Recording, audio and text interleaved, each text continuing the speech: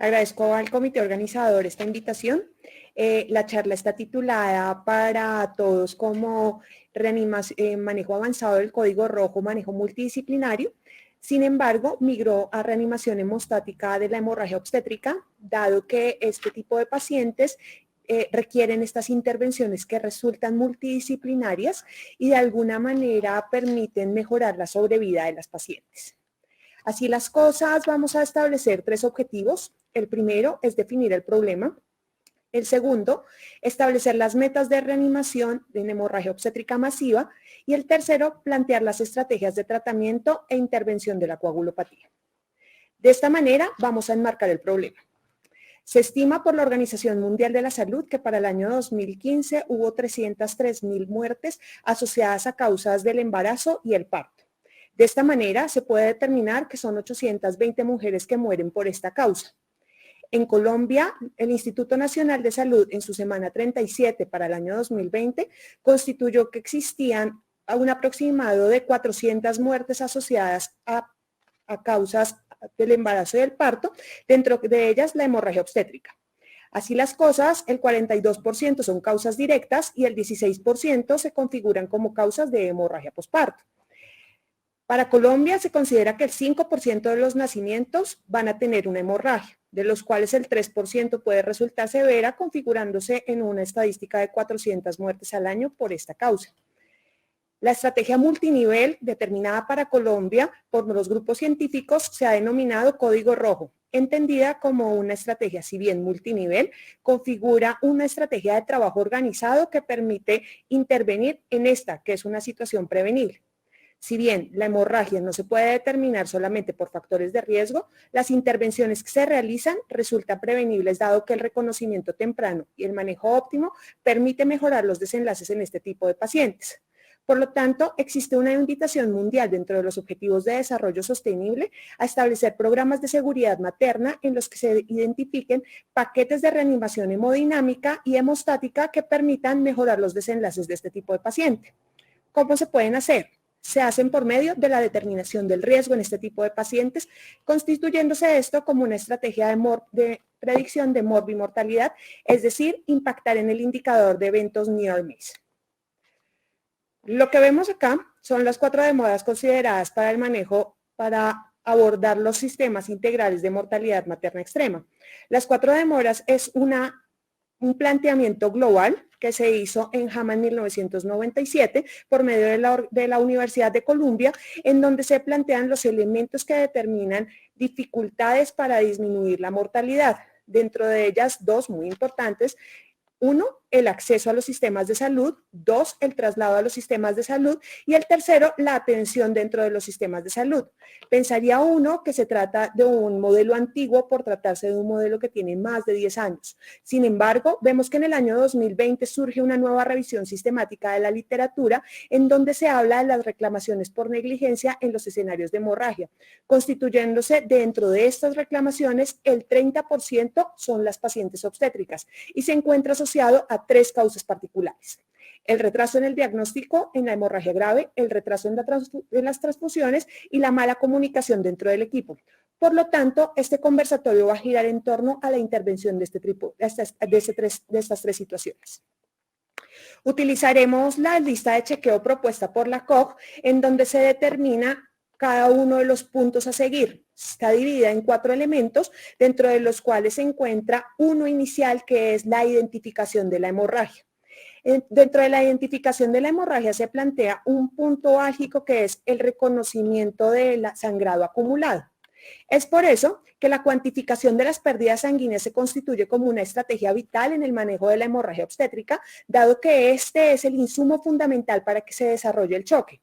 Vemos en la tercera parte un dinosaurio gritando, que es lo que ocurre particularmente cuando no se tienen estándares de calidad, paquetes hemostáticos y paquetes de reanimación que permitan organizar el equipo, que faciliten de esta manera la realización de ciertas actividades. Por ello, se han planteado 2 elementos particulares: la cuantificación de sangrado por estrategias cualitativas, que lo vemos en el costado izquierdo de la diapositiva, y por estrategias cuantitativas, una estrategia soportada por la literatura y con varias revisiones por las sociedades científicas. Las estrategias cualitativas plantean retos adicionales que representan la formación del equipo para que sepan documentar verdaderamente cuánto tiene cada uno de estos elementos, y realmente era una estrategia que utilizábamos de forma frecuente, incluso en los cursos de reanimación obstétrica, pensando en educar los equipos. Sin embargo, esta competencia técnica se deteriora. De ahí que se esté migrando en este momento con muy buena evidencia hacia tener cuantificaciones cualitativas. Tal vez la mejor de ellas sería la estrategia gravitacional, en la que se documenta el peso en seco de cada uno de los elementos que va a actuar como estrategia de medición, y se le suma lo que se tenga de sangrado. Y de esta forma se documenta qué tanto sangrado está teniendo para ejecutar una correlación con el estado hemodinámico de la paciente. La mezcla de estas dos cosas permite identificar escenarios de hipoperfusión. Tenemos en la diapositiva la gráfica que relaciona el consumo de oxígeno con el aporte de oxígeno. En una primera parte de la gráfica vemos la fase global de hipoxia, en la que incrementan los requerimientos de oxígeno, sin embargo, y posteriormente migran hacia un punto crítico del aporte de oxígeno, es decir, una fase anaerobia en donde incrementan los bioreactantes, como lo son el lactato y la base exceso, mostrándonos un episodio muy crítico en el que las pacientes presentan disoxia, y esta disoxia se encuentra asociada no solamente por escenarios de hipoperfusión, sino que son el sustrato fundamental del choque. Gracias a este insumo académico podemos determinar el valor que tiene la hora de oro de la supervivencia, que está relacionada con la duración y severidad del choque. Es decir, que en la medida en que hagamos el diagnóstico y tengamos intervenciones, vamos a lograr disminuir la probabilidad de que existan estos escenarios de disoxia, y de esta forma vamos a contribuir a mejorar la supervivencia de forma significativa en las pacientes. La nueva hora dorada de la reanimación puede ser desde el tiempo en el quirófano hasta antes que el paciente alcance el límite fisiológico, entendido como este punto de entrada al metabolismo anaerobio, en donde verdaderamente pueden tener retos adicionales de la reanimación. Volvamos a nuestra lista de chequeo, en donde vemos que si tenemos todos estos insumos fisiológicos que están ocurriendo de la paciente que está sangrando, vamos a requerir la movilización de equipos adicionales, el requerimiento de pruebas de coagulación, dentro de ellas el fibrinógeno, y el requerimiento de 2 unidades de glóbulos rojos sin cruzar, no a la espera de laboratorios que nos determinen si necesitamos o no necesitamos transfundir. Entendiendo esto, vemos por qué surge el código rojo como dentro de la estrategia de código rojo este tipo de requerimientos, y es que están clasificados en varios momentos. Los primeros 3 minutos para establecer la terapia médica, para solucionar las laceraciones, eliminar los productos retenidos. En un segundo tiempo, establecer las medidas mecánicas y establecer las estrategias quirúrgicas, y un tercer tiempo para el damage control. Todo ello enmarcado dentro de la terapia transfusional y de reanimación.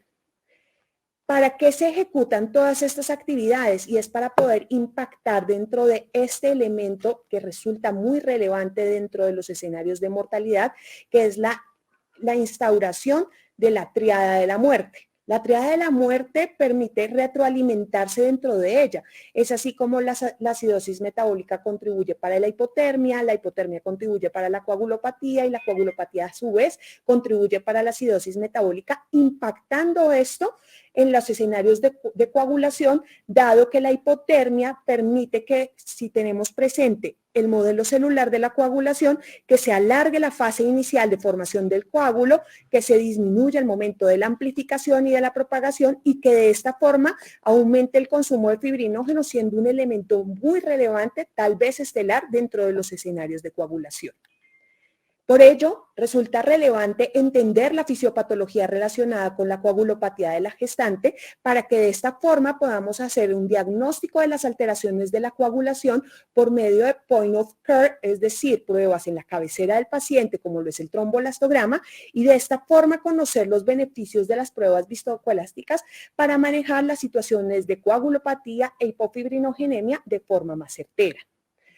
En tiempos antiguos, tal vez la estrategia era administrar 2.000 de líquidos e iniciar la transfusión de glóbulos rojos, pero esto definitivamente terminaba desencadenando una coagulopatía. Por lo tanto, en este momento lo que tenemos son predicciones de riesgo dentro de los que se encuentra la medición del fibrinógeno, siendo este un factor independiente que ha determinado cuando se encuentra por encima de 2, que puede ser un elemento determinante en el escenario de la instauración de la hemorragia. Sin embargo, este primer estudio que está en la diapositiva es un estudio del 2007 que hablaba del fibrinógeno como un predictor de hemorragia. En la actualidad se estudian otro tipo de predictores por medio del fibrinógeno, como el consumo que tiene el mismo a lo largo de la instauración de la hemorragia y cómo la corrección de este permite poder salir de este círculo de la triada de la muerte. Por ello, si retomamos la lista de chequeo de la que habíamos planteado, debemos considerar otros elementos importantes como lo es el ácido tranexámico y la necesidad de iniciar protocolos de transfusión masiva. Por lo tanto, vemos que la estrategia antigua en la que utilizábamos expansores de volumen y medicamentos como lactato de Ringer para poder mantener el volumen circulante han migrado hacia un concepto que se llama reanimación hemostática, en la que se administran una unidad de glóbulos rojos, plasma fresco congelado, plaquetas y crioprecipitados. Pongo crioprecipitados en rojo, dado el alto contenido de fibrinógeno que tiene este producto. Adicional a los activadores de la coagulación. Dentro de los activadores de la coagulación, tal vez el más importante es el ácido tranexámico, que por medio del estudio Women's Trial planteó un estudio multicéntrico doble ciego aleatorizado en el que en más de 150 países, en más de 150 hospitales en 21 países con 150,000 maternas, se documentó que sí tenía un impacto en la mortalidad materna. Posteriormente, se realizó un estudio secundario en el que se documentó en más de 20,000 pacientes que si bien disminuye hasta en un 5% la mortalidad materna por causas asociadas a la hemorragia, no disminuye el desenlace de histerectomía.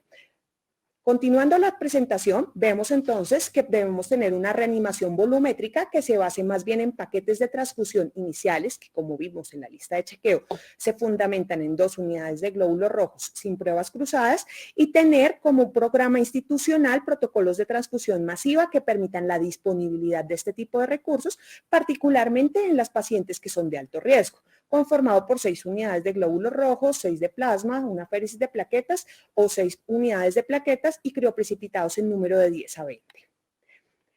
Esta estrategia que planteo acá es una estrategia trasladada desde la medicina militar hacia la medicina obstétrica. Sin embargo, no contempla los requerimientos particulares que tienen, las consideraciones particulares que tienen los cambios en la coagulación que presenta la paciente obstétrica. De ahí que se esté migrando hacia estrategias un poco más fisiológicas, y tal vez la respuesta a esto se está dando por medio de la estrategia Patient Blood Management, en donde por medio de sus pilares que se basan en la medicina perioperatoria de anticipación y detección y corrección de la anemia en el escenario preparto, prevención y reducción de la pérdida sanguínea como damage control en el escenario de parto, y manejo racional de la hemoterapia fundamentada particularmente en variables hemodinámicas y en hemoglobina de la paciente.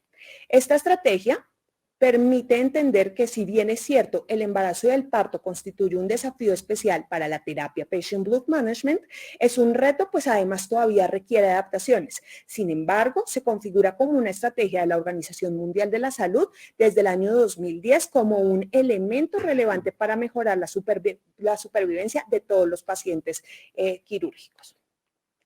Tal vez la mejor asociación que existe entre la estrategia de transfusión masiva y Patient Blood Management está descrito en esta gráfica que tenemos en la diapositiva, en donde vemos que una vez inicie la hemorragia, vamos a buscar la monitorización por medio de la corrección de electrolitos, temperatura y la reversión del choque por medio de los biomarcadores. La utilización de terapia de antifibrinolíticos, que en la imagen original hacía referencia a la utilización de ácido tranexámico por medio del estudio CRASH, que para el caso obstétrico se configuraría como el Women's Trial. La transfusión en un radio de 1-1-1 en los escenarios en que se encuentre sangrado e inestabilidad hemodinámica, pero basado en pruebas viscoelásticas de reanimación, de ahí que tenga una estrella. Y la utilización no solamente de hemoglobina, sino de variables hemodinámicas para tomar decisiones en los escenarios de transfusión. De esta forma vamos a poder mejorar la hemostasis y así mismo vamos a poder mejorar los desenlaces obstétricos.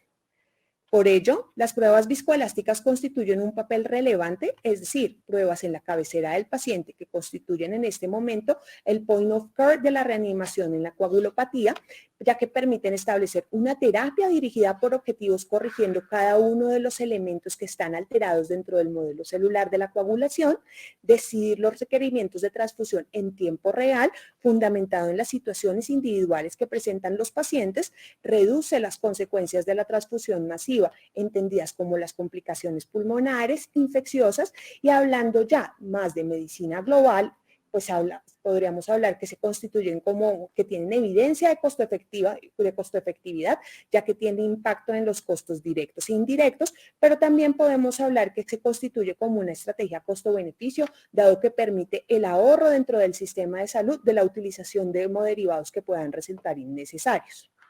De esta forma, podemos decir que en el gráfico del lado derecho tenemos un tromboelastograma clásico de una paciente obstétrica que refleja el modelo celular de la coagulación, dado que permite documentar de forma real, en tiempo real, la formación del coágulo, entendiendo todas las fases del modelo, es decir, iniciación, propagación y amplificación del coágulo, y de esta misma forma permite documentar la lisis del coágulo en una muestra de sangre completa.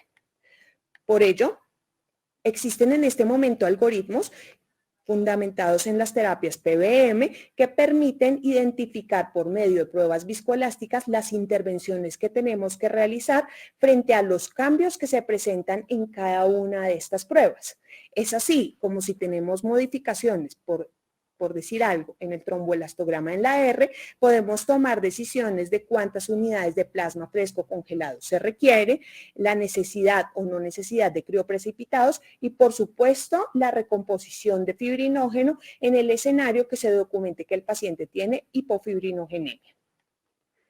No podemos dejar de lado, ya entendiendo todas las terapias hemostáticas de las que hemos hablado y las dos estrategias, ya sea de transfusión masiva como de PBM, la necesidad de tener un trabajo multidisciplinario. En los años 80 hubo una clara disminución de la morbimortalidad materna extrema asociada a las estrategias de reanimación y de transfusión masiva que se ejecutaban. Sin embargo, se entró en un escenario de meseta en el que no se podían documentar verdaderamente cómo se podía impactar en el indicador, documentándose que un elemento relevante era el control de daños. Por ello, es importante tener un trabajo en equipo fundamentado no solamente en lo que se ejecuta como estrategias de reanimación, sino también lo que se ejecuta dentro de las estrategias quirúrgicas, de lo que se hablará más adelante en otro conversatorio. Utilización de estrategias mecánicas como lo es el balón de Bakri, la utilización del Riboa, la utilización de suturas hemostáticas como el Belinch, estrategias intervencionistas como la embolización de arterias uterinas o el mismo requerimiento de histerectomía permite disminuir la fuga no solamente capilar sino sanguínea y de esta manera hacer que todas las terapias que hemos visto de forma previa pues tengan un mejor desenlace. Todo ello se encuentra aunado a la necesidad de tener competencias no técnicas, es decir, durante todo el conversatorio hemos hablado de la base de la pirámide que está constituida por el conocimiento y las competencias técnicas. Sin embargo, las competencias no técnicas permiten que podamos solventar este tipo de situaciones de forma en sinergia, es decir, con el trabajo de los ginecólogos, anestesiólogos, el grupo de enfermería y todas las estrategias institucionales que permitan tener una conciencia situacional de lo severo que puede ser una hemorragia obstétrica y la posibilidad que existe de muerte. Facilite la comunicación en asa cerrada y asertiva que permita seguir las indicaciones correctas y facilite la resolución de conflictos para poder mejorar los desenlaces de las pacientes. Por ello, en este momento, para concluir, podemos decir que los conocimientos adquiridos están dados. Primero, por la importancia que tiene la identificación del estado de choque y las intervenciones de cuantificar el sangrado e identificar por medio de la hemodinamia los cambios clínicos que presenta la paciente con hemorragia. La necesidad de terapia restrictiva de fluidos y de poder lograr las metas de reanimación de forma controlada y la gran estrella del conversatorio fue la reanimación hemostática, el requerimiento de protocolos, si bien de transfusión masiva, y la implementación de estrategias como Patient Blood Management. Y la monitoría y el manejo de la coagulación, como las pruebas viscoelásticas que permitan intervenir en tiempo real cada una de estas situaciones y de esta manera disminuir el requerimiento de transfusiones innecesarias. Y por otro lado, tener medidas definitivas y cirugías de control de daños que permitan que todas esas actividades que estamos haciendo de reanimación puedan actuar de forma sinérgica con el objetivo de mejorar los desenlaces de los pacientes. Gracias.